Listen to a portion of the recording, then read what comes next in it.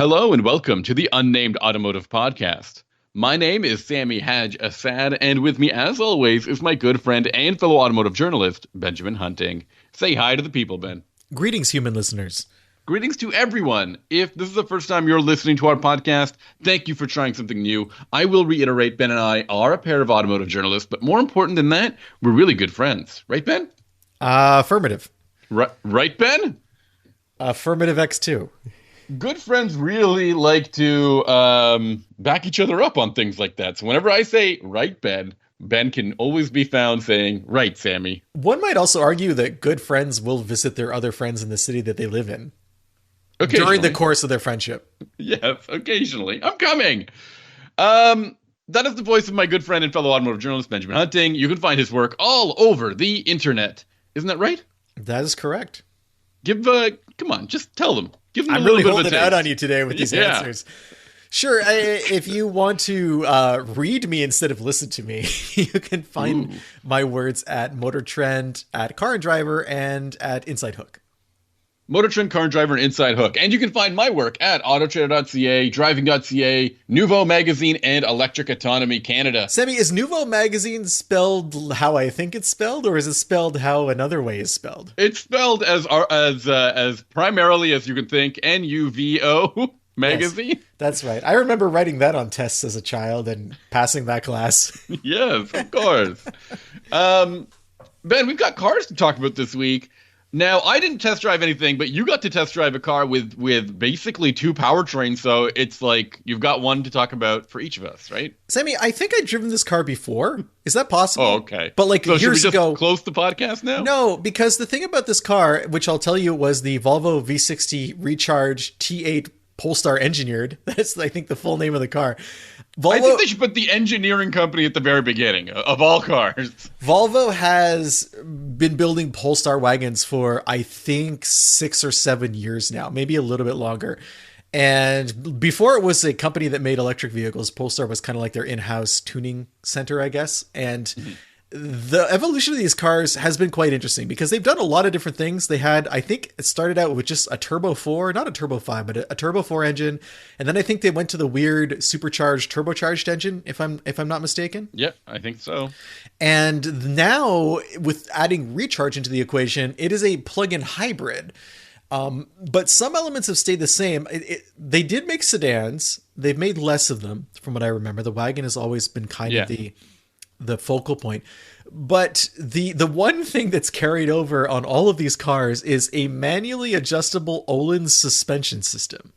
You are in love with this suspension system as far as I understand. I am on record as saying a manual suspension system in a manually adjustable suspension system in a car that costs $70,000 and is aimed at luxury buyers is perhaps the worst idea you could have for any suspension system.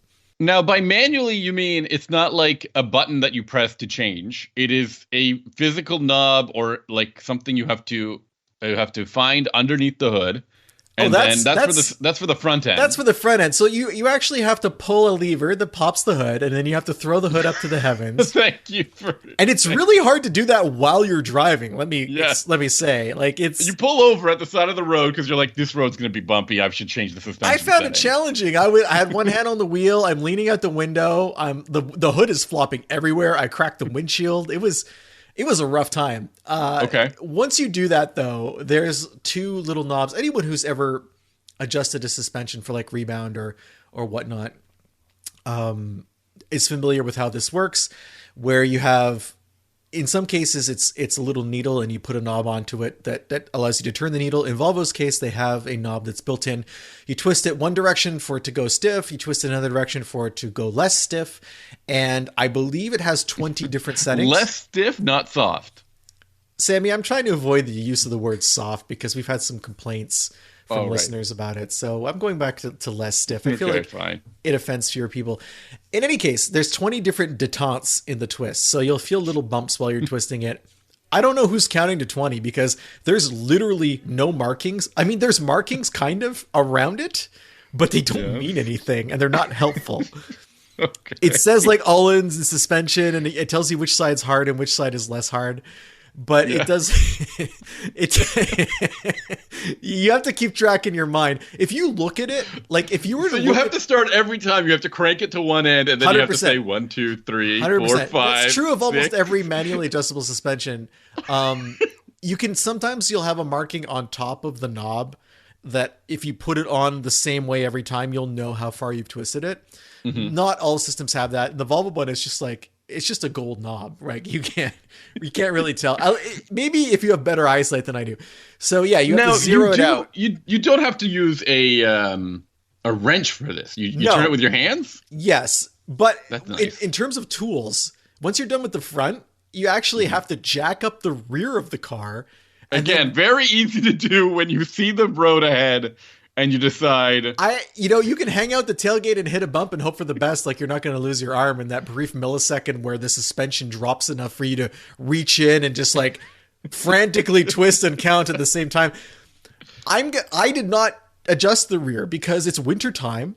It's cold, there's snow, and that sucks. Like, I'm just not going to do that. I'm not going to. Anyway. Okay. I did adjust the front. I went full stiff and then full not so stiff. Yes. The difference between them is not that great. Oh, no. It's not. What do you mean by that? It's not. I feel like with the suspension set to full hard, it was still quite drivable as a car. And with the, like, in terms of comfort, with the suspension set to full not so stiff, it was pretty decent as a handler. And I don't really know what situation. I guess, if you really wanted to tinker around with this car, if you're the kind of person who buys a luxury car, but also wants that luxury car to put you to work, then maybe you're into this. Everyone else with an Audi, BMW, or Mercedes is just going to push a button on a touchscreen and access their suspension settings and then probably save them as to how they like them in a certain drive mode. With Volvo, the only way you can save the suspension settings is by taking, I don't know, a notebook and then counting some clicks and then testing it out and then stopping the car, getting out, jacking up the rear, putting it one click forward and then driving it to see if that's better. And then you repeat that 20 times. That sounds insane. Yeah. This is my second biggest complaint about the car. I realize I'm kind of harping on this, but I think it's ridiculous to have this system. Either just have it a single setting suspension that works well in all situations because almost no one is taking this car to a track, or make it computer controlled like the 99.9% other cars on the market at this price point. Okay. I can't even think of it. Is there any other car in the market with a manually adjustable suspension, period? Not at all. Is there like a Lamborghini Aventador that comes with a mechanic who adjusts the suspension for you? No, I don't think so. Because you would know because you've driven literally a dozen different types of Aventador in the past 2 years. So yeah, no, I don't think so. Okay. I don't know how anybody did. Okay, so first of all, I do know that you check out you adjusted these systems, or at least the one under the hood. The one I wasn't too lazy to adjust. Yeah. And are you paying it? Are you in touch with the Volvo Polestar community? Are people changing these things every time they go out? It's kind of hard to tell because, I mean, obviously not every time they go out because I don't think anyone jacks up their car every time they leave the house. Yeah. But it's hard to tell when you look online for information like that because the people who don't do it don't post about it. They don't say, I'm just letting you know I haven't touched the suspension settings. Like no one in a Volvo community forum is going to say that. It's all full of the people who are like, well, I set it to 8 in the front and 16 in the rear in the springtime, and then in the summer I switched to 14 front and 11 rear. Like there's those people. Right. And those people are not to be trusted. So like I can't definitively say what Volvo owners are doing. But they can't be doing that much because there's not a lot of Polestars out there. You think so? I see a bunch. I feel like I see a bunch. I mean, I don't think they're a huge seller. Not for any reason. I just, they're expensive and there are other choices that don't involve manual labor. So I think people tend to go for those. But if you want a wagon that has performance, you're pretty much out of luck. This is what you're buying, right? Are you? I thought there are some Audi wagons out there, no? Well, there's the RS6, which is like double this price. Yeah. So I don't think we can really count that. But you just said wagon. You didn't say anything about pricing. Is there an AMG wagon right now? Is there an E-Class AMG wagon? I don't think there might be one of those in-betweeners, those like half AMGs. They're not custom engines. The fake ones? Yeah, I don't know if that counts. I mean, I guess it kind of does count. I love it when we just arbitrarily decide what counts and what doesn't. Look, if I don't have to jack the car up to change the suspension settings, is it even a wagon? There is. Hold on, wait a minute. What am I looking at here? What are these cars? There's an E-Class wagon. Yeah, there is an E-Class wagon. I just don't think there's an AMG version right now. And I also think the E-Class wagon is this weird, like, tank-looking vehicle. Is it There might make an AMG 55 version of that wagon, which is like the M line or whatever you want to call it. They make an E63. They do make an E63 for this generation. And then they make something called an E450 all-terrain wagon. Yeah, I'm not interested. So the E63, you don't need to adjust the suspension on that. The E63 is again RS6 in price, right? Mm-hmm. So yes, it is. I'll refine my statement. If you want a reasonably priced performance wagon, or a wagon at all, I mean, your options are limited. And I would say it's even a stretch. This car is $71,000 in the US, and I think it's $81,000 in Canada. That's a lot of money. Not as much as you pay for, performance SUVs at that point, I don't think, but it's still a lot of money. Before I'm going to get it out of my system, there's one other thing I really don't like about this car, and then I'm going to get into the things that I do like because there's more of those. The other thing I don't like about any Volvo is the infotainment system. Yeah, I think we've touched on this before, especially after they went from, what was it called before, Inform or something? I can't remember what it was called before, but now it's a Google Automotive or Android Automotive OS powered system, and it's clumsy. Like, it's really not a fun experience to use. And you hear the name Android in the name. I just said you hear the name Android in the name. You hear the word Android and you think, oh, it will allow me to use Android Auto. That is not true, my friends. That is the least of its problems. It only lets you use Apple CarPlay if you want to connect your phone. If you have an Android phone like mine, you're just doing it over Bluetooth. And that was problematic. I had lots of instances where it wouldn't connect, or it wouldn't connect properly, or it wouldn't play one app's music, but it would play another app's music. Just really frustrating stuff like that. Yeah. And it's pretty bare bones as a system. You can download apps for it, but you have to log in with your Google account to do that. I'm not really interested in giving Google yet another way to monetize the data tracking. How could you? That it already does.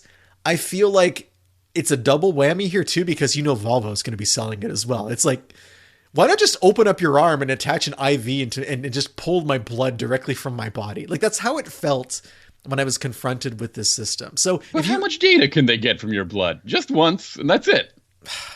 You're so optimistic. You don't know anything about my blood. No, I don't know about your blood. Your blood is pretty unique, to be honest. All this to say, if you want to get the most out of this infotainment system, you have to be into logging in. You have to be into the idea that you have to log into your car. Into it. There's people out there who's like, yo, do you have a car I can log into? Yeah. So if you're that person, Volvo definitely has a car or 12 for you.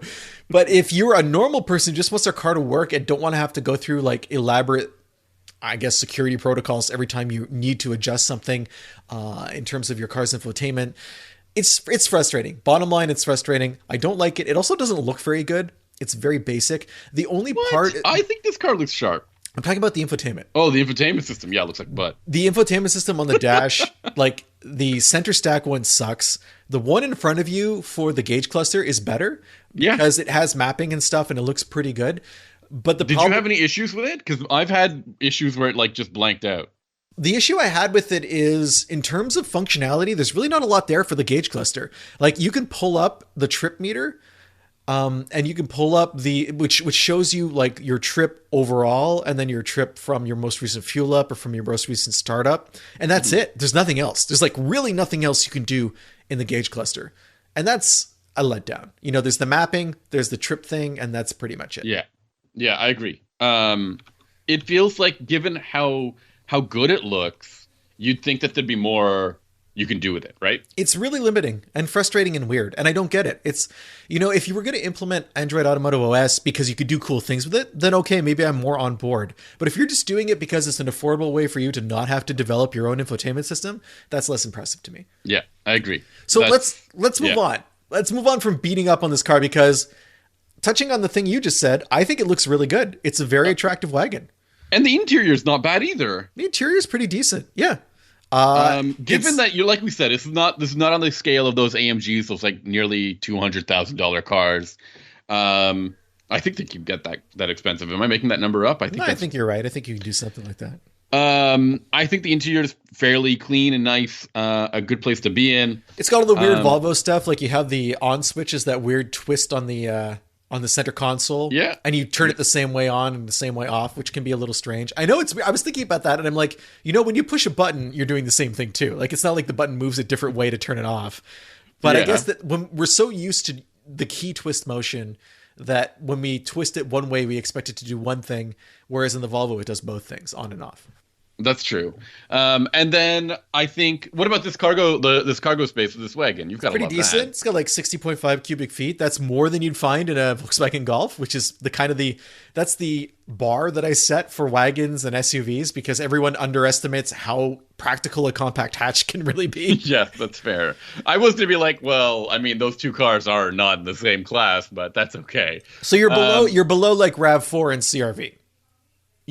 But those are really mainstream vehicles. They're everywhere. They're the mass market vehicles. Sure, but they're not as large, I don't think. I think this is a mid-size wagon, and I think you would call a RAV4 a compact SUV. Yeah.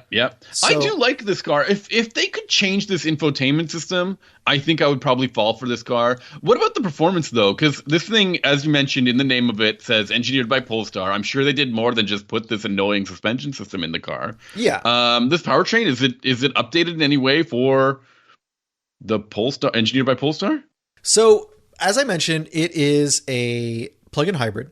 Yes. And that wait, is this a different Polestar now? This is the electric Polestar? Yeah, Sammy, you gotta keep up, because there are multiple versions of the Polestar out there. I believe. Turn your back for a second, and suddenly the guys were making performance Polestar. There's a new Polestar. I want to say it's the same engine, though. It's the same turbo supercharged one. Is that correct?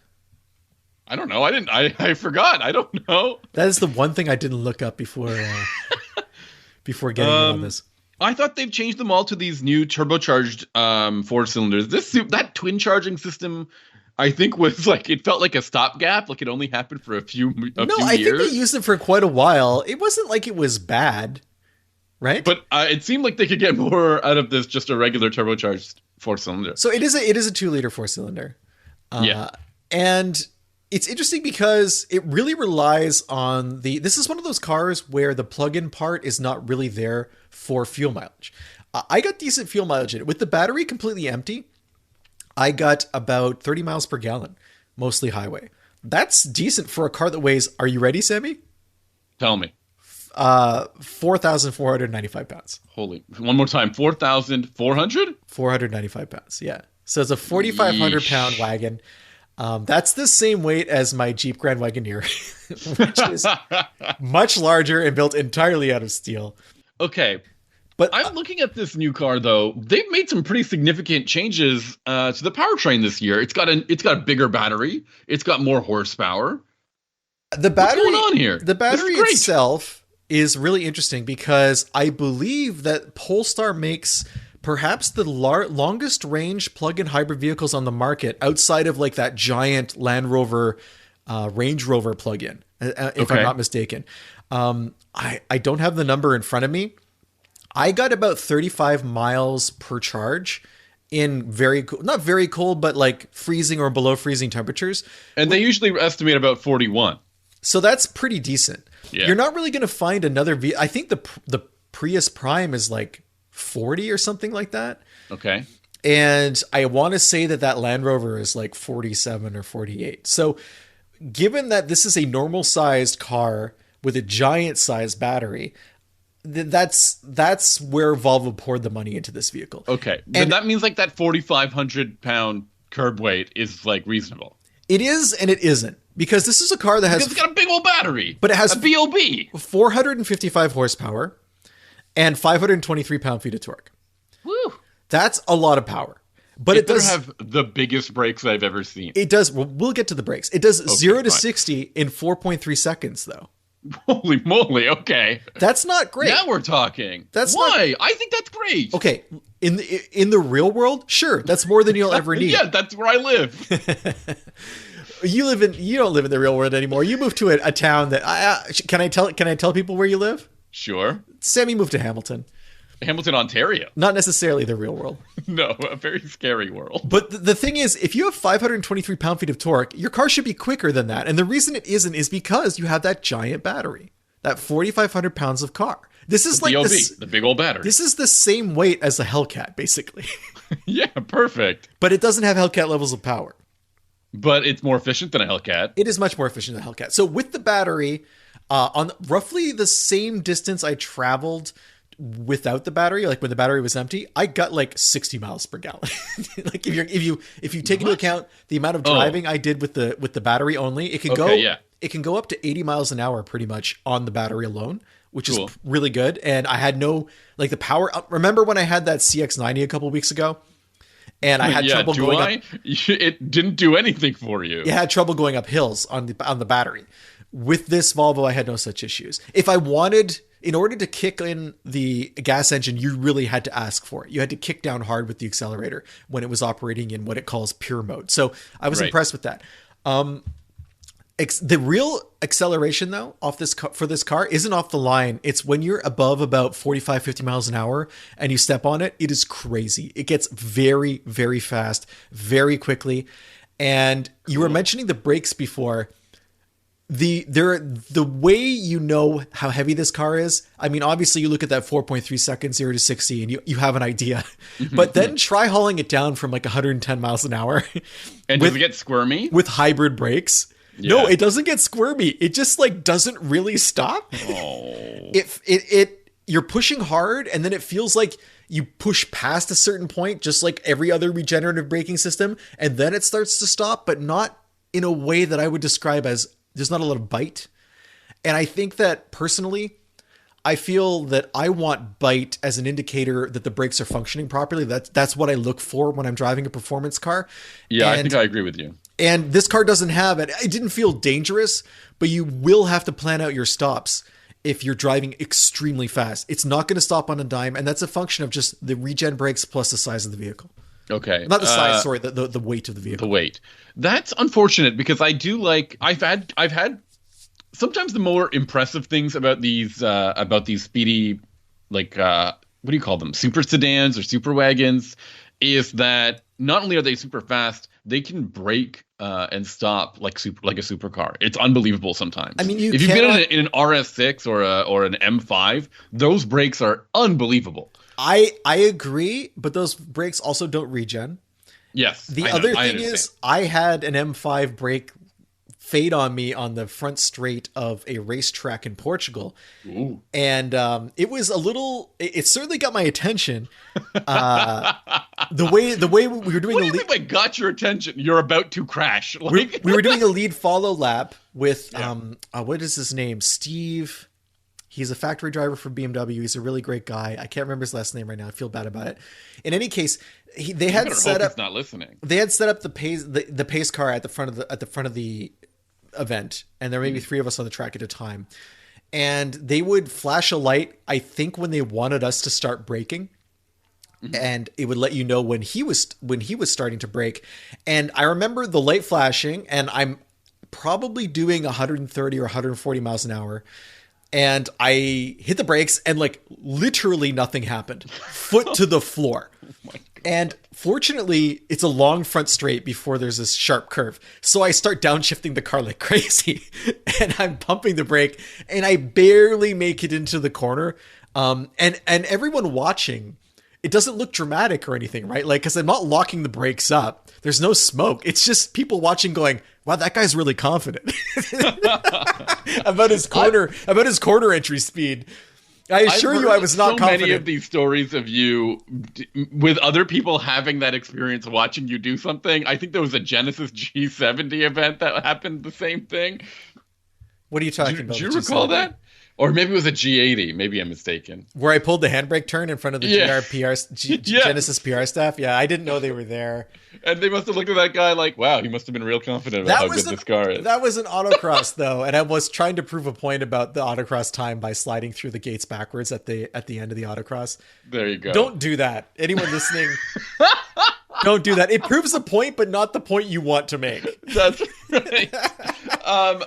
Okay, so we've got some pros and highlights and lowlights of this powertrain. Yeah, and I want one more thing about the weight. So the yeah? suspension, even when it's set to full, not so stiff, it does a pretty decent job of handling the bulk of the car. I didn't really have any complaints in terms of handling, and when I was driving, the roads I was driving on were mostly clear, but I would occasionally encounter some snow, and the snow was almost always off to one side. So I would get into situations where you'd have one side with grip and one side that didn't have grip.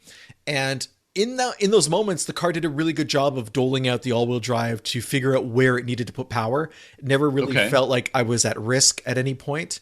And one interesting thing is launching this car hard, there was torque steer, which I was not expecting. Ooh, a little bit of torque steer, but you feel it in the steering wheel. I think that's because the electric motor dumps power to the rear and the gas motor only dumps power to the front. I think. I'm not sure how that's set up. I think the gas might also send some power to the rear, but that's how the balance worked out when I was hitting the gas hard. Okay, so you've got some pretty based on what I'm hearing from you, you have some pretty positive things about this vehicle to discuss, and then you also mentioned a few lowlights. Are those lowlights worth living with? Like, especially the infotainment system and the I wouldn't call them shoddy or shabby brakes, but the less than stellar brakes? Yeah, less than stellar is a good way to put it. I really feel like the infotainment is a huge letdown. It really does feel like stepping back in time when you compare how good so many other systems are these days. So if you're the kind of person who doesn't really care about infotainment and is okay with driving a car that feels like it's from 5 years ago, or maybe you can just deal with that Apple CarPlay. Yeah, maybe if you have an Apple device and you're not like me, and you can ignore it, then maybe it's fine. It just doesn't feel special, and a car like this should feel special everywhere. The manually adjustable suspension, I honestly believe most people will never touch it and it'll stay at the factory settings, or they'll accidentally touch it one day and then show up at the dealer and be like, why does my car suck now? And they'll have to have a technician fix it for them.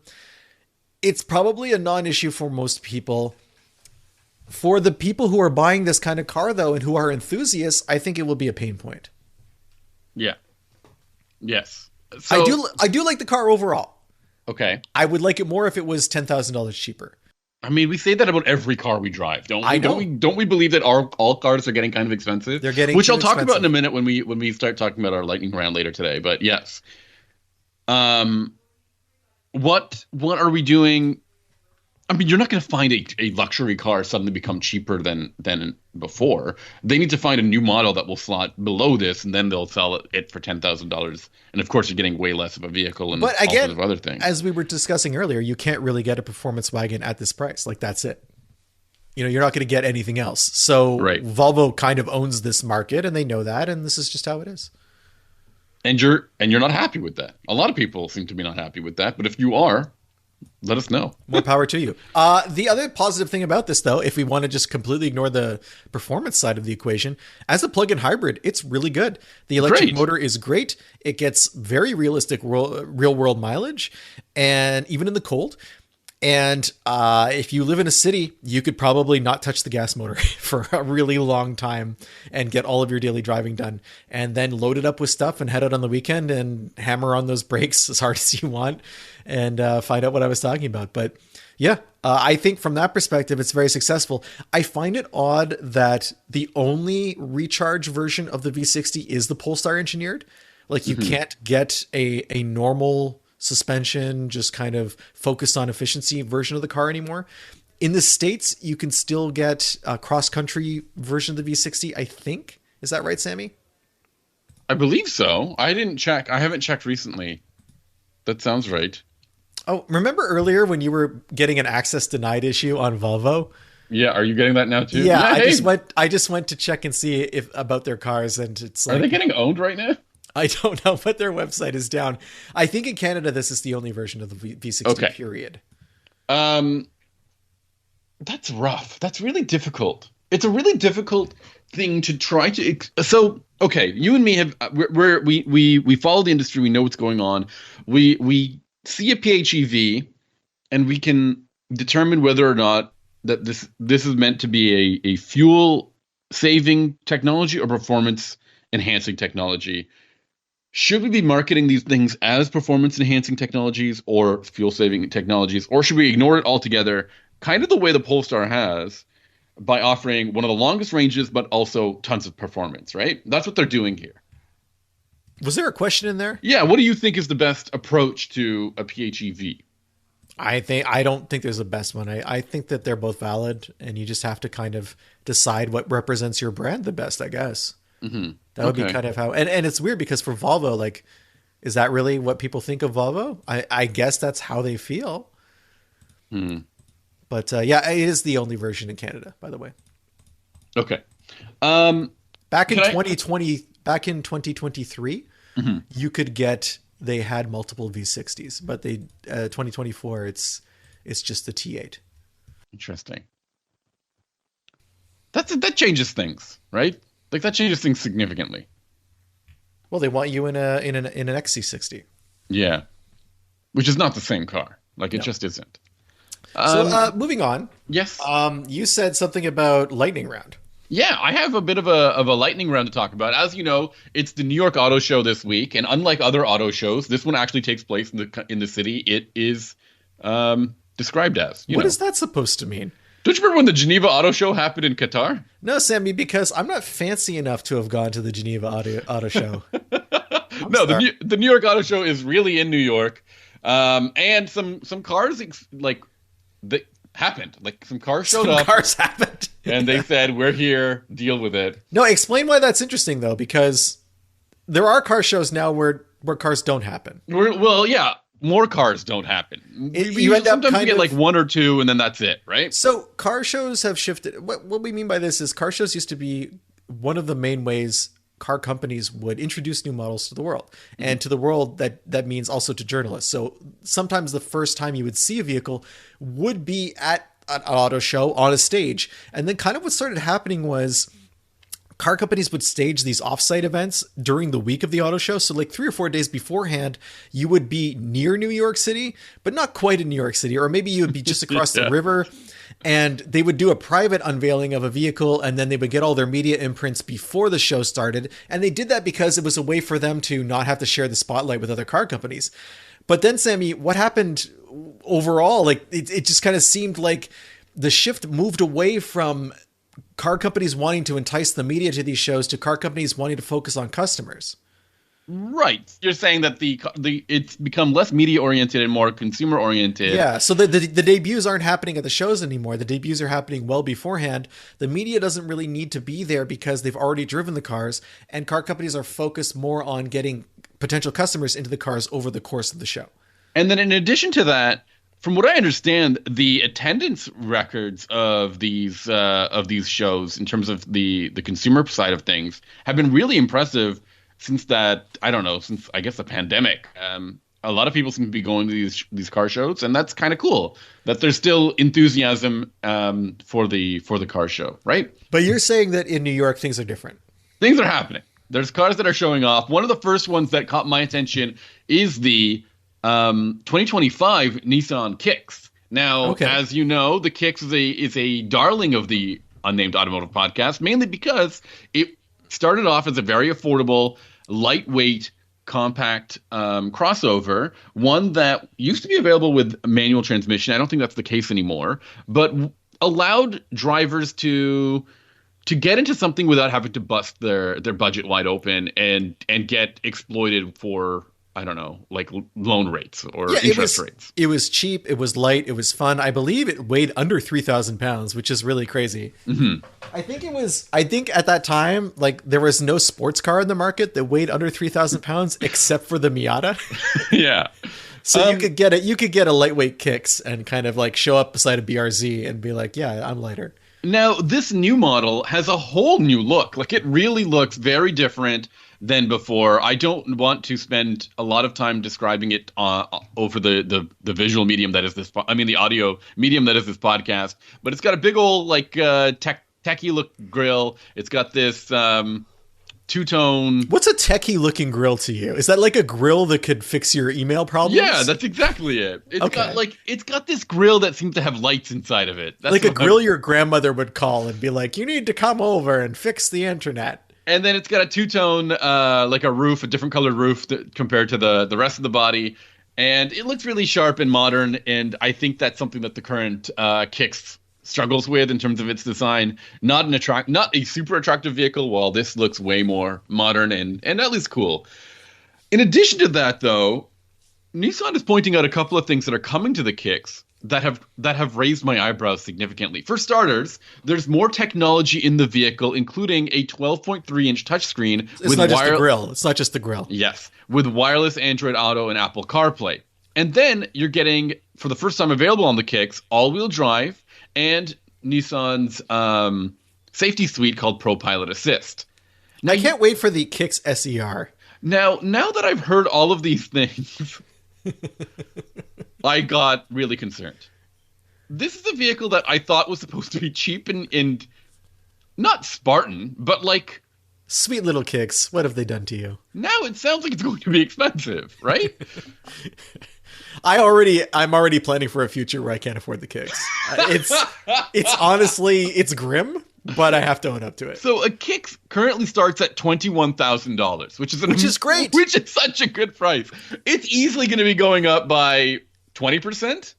Now, I think you have 25%. You have reason to be fearful, because if we look at crossovers and compact vehicles that are around that price point now, I have one parked in my driveway today, and that's the Chevy Trax. Yeah, which I believe starts right around 21. Yeah, another great price. That is also front-wheel drive with no all-wheel drive available. If you look at the Maverick, the base Maverick pickup, which is comparable in size to the vehicles we're talking about, yes, it is also front-wheel drive and around that price. All-wheel drive, once you step into that realm, it really does jack things up. I mean, at least $2,000. Mm-hmm. Yeah. So, that's too bad. That's not great. I mean, do you think there will not be a front-wheel drive Kicks? Or do you think we'll get a front-wheel drive Kicks that's kind of like... I think it'll come with front-wheel drive, and all-wheel drive will be offered. But the front-wheel drive versions will be decontented. Exactly. And will be. I don't know if they're going to be still as nice as we remember the Kicks being. Yeah, that's sad. I can see. Look, we're obviously speculating, and yes, it's not like this is a great big secret and they're going to keep this from us. Like, it's not like one of Sami's Aventadors where we're going to have to fly to some exotic location to find out, is the base Kick still good? Yes. Honestly, probably just head to a Nissan dealer within the next few weeks and find that out ourselves. That's fair. It's still something that, I mean, we don't want Unnamed Automotive Podcast icon to kind of fall from grace.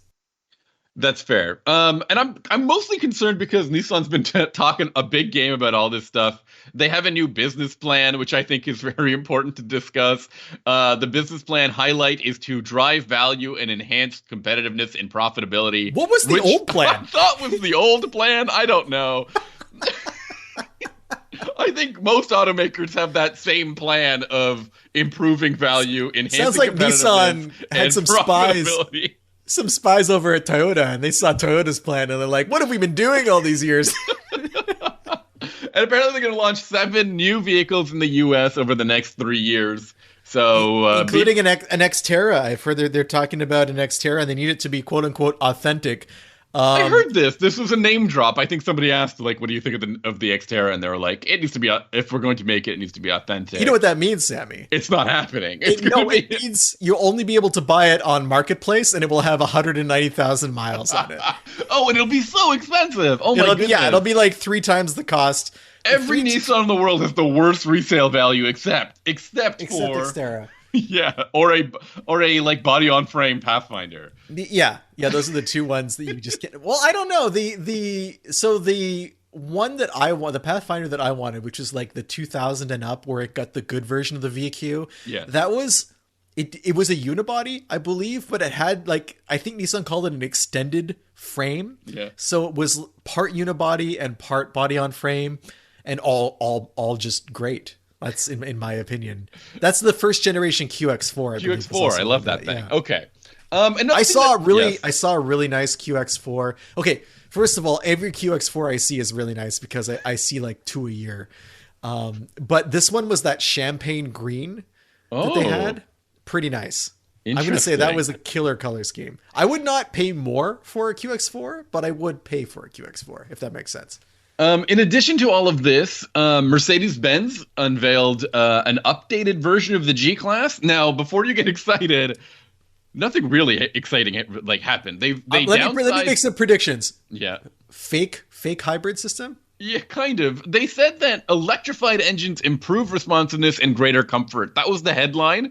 And then you read the next line, it says it's a mild hybrid system with a 6-cylinder turbocharged engine. And you're like, this isn't new. This isn't interesting. Like 48 volt, right? Yeah. Yeah, okay. And then additionally, there's a new A-pillar that's proved aerodynamics and noise levels. So, like, I'm going to be honest with you. It would be really hard to make the G-Class worse aerodynamically. Aerodynamically, yeah. So I would think that for every angle, for every degree of angle you could move that upright A-pillar at the front, you'd probably pick up like 5 miles per gallon. Yeah. Absolutely.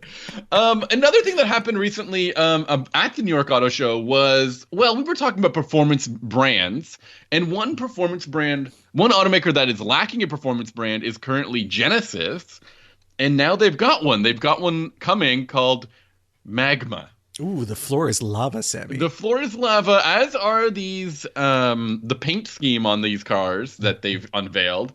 All of this really hyper orange kind of color.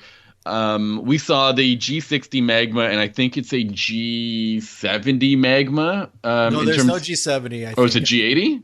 They had a G80. A G80. And they had some other one that was announced. But the thing is, we're getting the G60 Magma, but the G80 Magma is only going to the Middle East. That's because it's not going to be it's not going to be an electric vehicle, I suppose. I assume it's going to be like they're breaking the V8 out. If they're going to the Middle East, you know that means V8s. Yes. But while Genesis was doing all of this, they showed off a new concept car that honestly just looks like the Kia EV6, but with a Hyundai. Sorry, the EV9 with a Genesis badge, right? Yeah. Well, I mean, it looks great. It looks cool, but yeah. Like the silhouette is very EV9. Genesis Neolon concept. I want to say I'm kudos to Genesis for not just picking a random letter of the alphabet for their performance version, because every other car company has done that now, including Hyundai, the corporate mothership with N. Mm-hmm. And they're all essentially meaningless. I mean, Cadillac's V, I guess, stands for velocity. BMW M is motorsport. But once you get past that, like, there's only so many consonants and vowels you could realistically attach. So choosing Magma, I think, makes a statement, even if this is a car company that doesn't have names for any of its cars and just has letters. So they're approaching it from like the anti-infinity perspective. That's fair, yes. Another vehicle that showed up was you're going to love this. This is great. I'm already loving it. It's the hardcore. Did you know that Land Rover wants to make a hardcore version is making a hardcore version of the Defender? How can it be more hardcore than the V8 version that's already out there? Yeah, they just decided that's the way it's going to be. Wait, let me guess. 48 volt electrification. No, maybe. But it's going to use a twin turbo V8 from their friends over at BMW. So it's not even their own V8. That's pretty crazy. Yes. It's got a great new name. It's the Defender Octa. OCTA. Like the Defender Octa UFC edition? Yeah, the Octagon, yes. I don't get it. Doesn't Land Rover already have a high-performance division called SVR? Well, we thought that this was going to be called a Defender SVR or SVX. And they decided we thought that maybe they shouldn't name it. They thought you guys were all too close, and Octa is the new performance sub. You know what happened is they were going to call it the Magma. Yeah, that's what happened. And they got punked. No, we should have done this last night. Yeah, and to change it, they had to hand make a bunch of badges overnight in a hotel room and stick them onto them. Why is that Octa badge look so Etsy? So there's a bunch of like diamond shapes in this vehicle. That's their thing. They want to make diamonds their thing. Dana White's face is on the he signs every dashboard and his face is Yeah. on the steering wheel. I don't know. That's it. It's just Okta. That's the thing. We talked a lot about like performance vehicles and luxury vehicles. So that's all I've got from you from New York right now.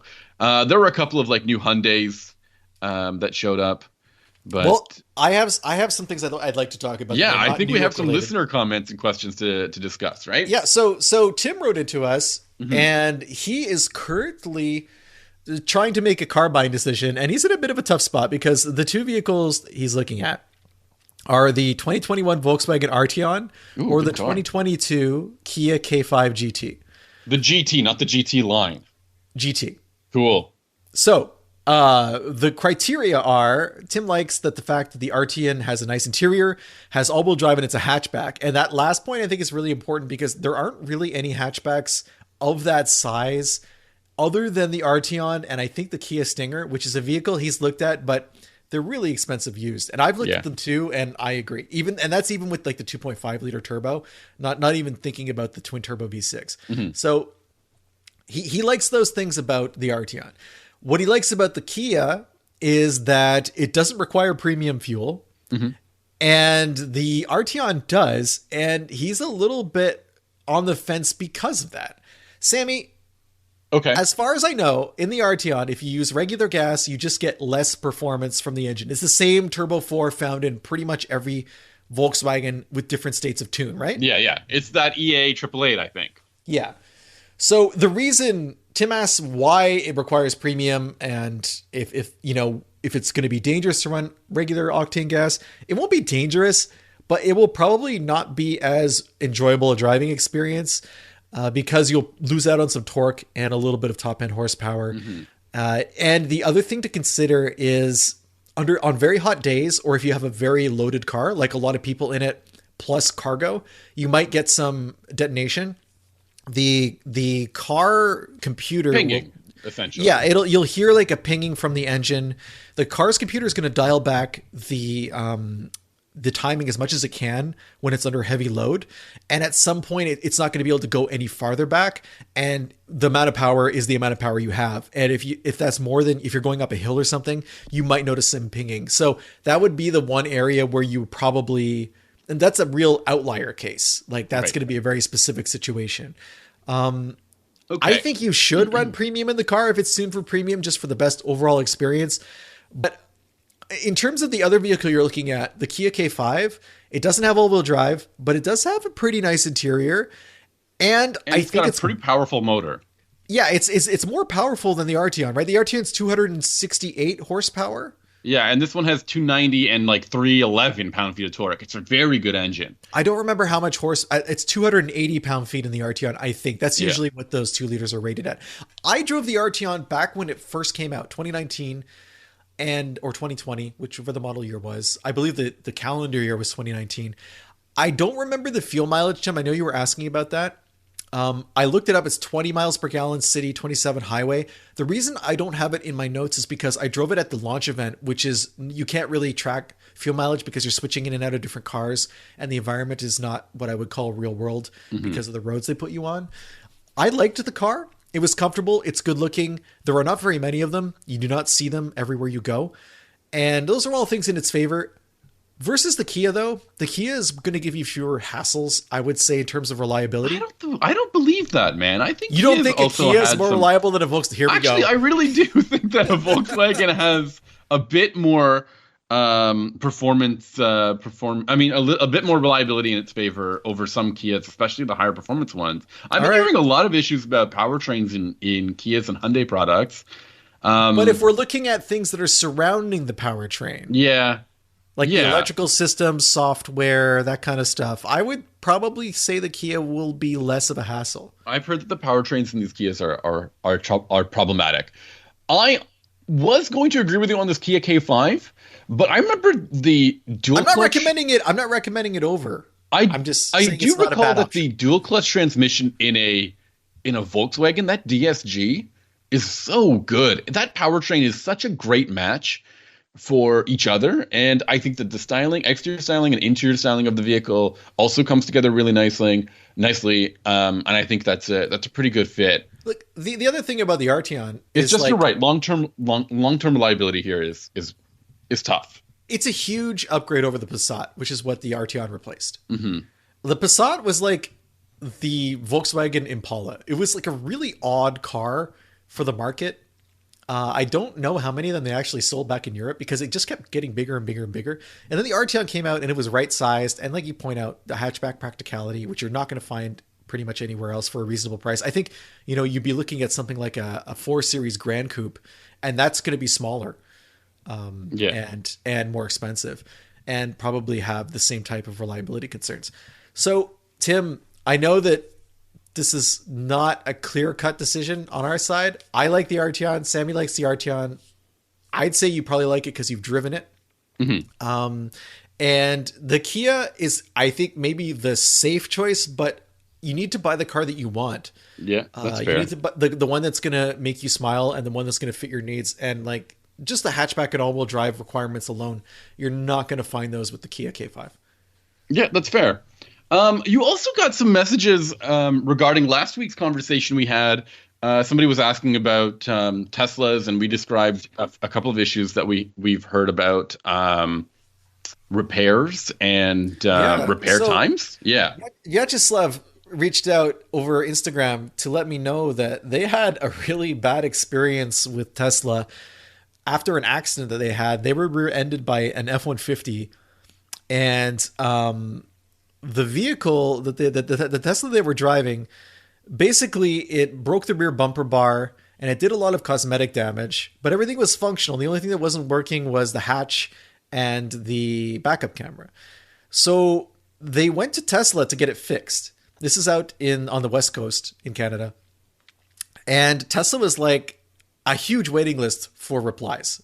For parts and repairs. Something like 6 months, which is intense. Not only that, they told him it would be 1 month before he could get an estimate on the repair, period. Oh my God. So, I mean, that's 1 month where you don't have your car, or you're driving a car where you don't know if it's safe, And they ended up going to, I believe, a Mercedes-Benz dealer to have the body damage evaluated. They got an estimate there, $32,000 to repair the car. What? Excuse me? How much is the car? Holy! So the car brand new was $74,000. The value of the car, according to the insurance company, I think was $56 at this point because it had miles and it's not new anymore. And the insurance board where he lives, they totaled the car. And the crazy thing is, from looking at it, it really the body shop said, look, we can't. The real problem with this is the back quarter panel had a crease in it, basically. And there was no way to fix the crease. They wouldn't hammer it out. They said they had to cut the metal and replace the whole panel. And that's the point where the insurance company was like, that's way too expensive. We're writing you a check. Jeez. In any case, that's so wild. They gave him a Kia Soul as a loaner. Now, nothing against Kia Soul. I like the car. My father actually has an old Soul now that he uses as his beater. Mm-hmm. He likes it too. But if you're going from a Tesla to a Kia Soul, that's not a great experience while you're waiting for your car to be repaired. And all of this taken together, how he was treated by Tesla, the huge cost associated with just something like body repair. Keep in mind, there was no damage to the battery or anything. This is strictly body damage.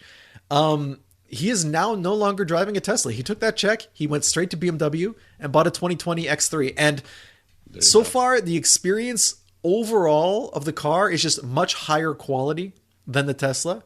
He likes the interior way better. The only real difference he's noticed is that the infotainment system in the BMW is a little bit slower than the one he had in the electric car. Mm-hmm. But the quality, in his opinion, of the Tesla was terrible. And after the accident, it just didn't feel solid anymore. So much happier to be in a BMW. He also was telling me about a problem he had where before the accident, the car had vegan door leather in the Tesla. Sorry. And it was starting to wrinkle, like extremely. And he went to try and get a repair under warranty for this. And they said, no, it's because you're using hand cream and that's what's causing the wrinkles. And so he Hand investigated cream on the car? just on your body, just What on your the body, heck? Sammy. Why would they be giving you such a hard time about that? He investigated online and found that there were a lot of other owners who were having similar problems with the leather on the headrests of their vehicles. So once their hair would touch the headrest, it would cause it to wrinkle. And Tesla's whole thing was, we're not going to replace it. You're on your own. And he tried to fix it with hair dryer and all sorts of stuff, and it was just too far gone. So, going from that to the BMW was a real eye-opener just in terms of build quality and design. So thank you, Vyacheslav, so much for sending me all that info. It was a great story to listen to. Great story. It was a well-told story about a terrible experience. I'm happy that you weren't hurt in the accident. I'm happy that Tesla at least did its job and kept you safe, because I saw the picture of the truck that hit you and it was serious business. But I'm also glad that you're in a vehicle that is more for your money and better represents what you want out of a vehicle. That's great to hear from it's an awful experience to have both the accident. I would be so frustrated. I would lose my mind. Yeah, that's not something you can be patient through. If you have experiences that you want to share with us and think that they were wild or worth talking about, feel free to send us an email or a message on our website. Go to unnamedautomotivepodcast.com. There's a contact button there. You fill that out and it lands in our inbox, and then we bring it up on the next episode or whenever we get the chance to. If you want to email us the old-fashioned way, the email address is benjamin@benjaminhunting.com, or you can reach out to us on social media. You can find Ben on the filter-filled world of Instagram. He's @huntingbenjamin. Or you can find me on Twitter, or X as it's known now. I'm @Sami_ha, like you're laughing. And if you want to subscribe to us, if you want to find out what our past episodes are like, if you want to, leave us a review or a comment or something like that on one of your podcatchers, you can find us pretty much on any podcast service, Unnamed Automotive Podcast. Just search us there, or once again, unnamedautomotivepodcast.com. You can find a list of every single one of our podcasts that we've ever published, including the really early ones where we had a few more links and more photos about the cars that we're talking about. So that's generally the best way to kind of round everything up together. Sammy, are you going to have a car to drive next week and talk about, or am I going to have to drive two cars? I don't think I have one next week. I might. The pressure is mounting. I can't remember now. I'm going to be talking about the Chevy Trax that I mentioned earlier, and I'm excited because, spoiler alert, maybe I won't. Maybe no spoilers. Maybe we'll just talk about it next week. Enough of a I think that's enough of a spoiler alert. Very cool. I can't wait to talk to you about it next week, and I'm sure so can our listeners are looking forward to it as well. All right. Bye, everybody. See ya.